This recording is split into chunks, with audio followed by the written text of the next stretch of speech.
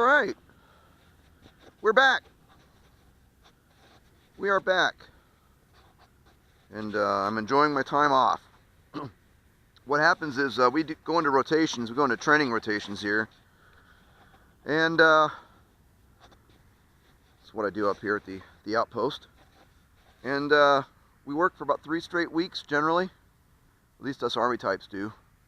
The civilians, they get a day off here and there. They have to by contract. We don't.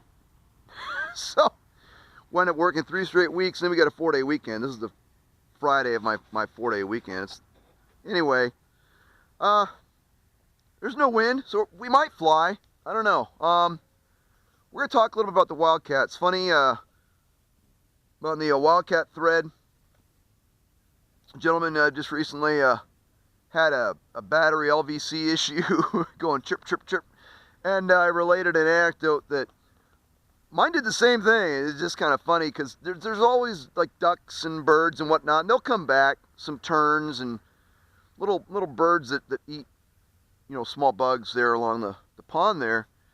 And I was doing some loops with old Fox 8 here, and it was doing chirp, chirp, chirp as it went up. And there's birds flying around. And I thought, well, gee, maybe it's those darn birds. So I went and did another loop. Chirp, chirp, chirp. And I was like, is it those birds? What is that? So I landed, and it's probably this model, I think. I don't know. I got a couple of them. Anyway, landed, put a fresh battery, or rather, didn't put a fresh battery in, because I did one more loop. And it chirped, chirped, chirped. I'm like, what is that? And there were no birds flying. I thought, oh, that's my plane. What is that? Swapped out the battery, voila. All right. Let's talk a little bit about the Wildcat. Okay, so I bought this one used up to classifieds, and the gentleman who I bought it from had already weathered it and all that. So this is basically the way I bought it. I did put a new cowling on it, only because the one it had some kind of weird paint on it or something. I can't remember. I bought this one so long ago. But, well, a few months ago anyways. So anyways, I put a new cowling on only because I thought it would look better with the new cowl on it. Okay, so it got a 30 amp E-Flight ESC in there. A 30 amp E-Flight ESC. Apparently he had a bigger one in there because there's a lot of room there. It's not fitting snug. Mostly they'll fit snug. We'll call this kind of like a used Wildcat symposium. How about that? All right. I fly tactic systems, personal choice sort of thing. So, nothing gets arguments more on RC groups than, the old, whatever system you're flying versus Spectrum or whatever. So I'm not even going to go there. All right.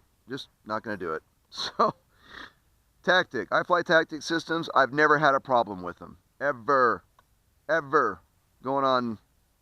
Not even going on. Over 2 years of flying on tactic systems, never had a problem with them. Not even a hint of a gray out. 30 amp E-Flight ESC, XT60. Again, that's a personal thing. That is a personal thing. XT60. Okay. So what are you going to look for? You're going to look for to make sure that the spar is in good shape. Make sure the internals of the model are in good shape if you have a chance to actually look at it. Here's another thing real quick I want to show you. This is just the way I have mine set up for ease. There's some hook and loop. I've got the hook part inside this battery compartment right here. I took away that silly little strap, okay? So, I put the hook part, and then what I've done is I've got the loop part right here. So all I do is I slide the battery in. It sticks to the back of the battery tray there, and very high tech. I've glued a dowel approximately where the end of the battery would be, right? Approximately, right? It's a guesstimate. But the point is that dowel, and it's Gorilla glued in, that dowel will totally prevent the battery from sliding back, period. So if the hook and loop fails, which is highly unlikely, there's a backup. Okay, So you want to look to see how the wings set in the saddle, the wing saddle. This one, as you can see, is a little loose. It's okay. There's a little bit of play even, but that's okay. As long as there's a little bit of play, but that's okay. As long as the screw mount is fine, then you're going to be fine. Notice this one has no play.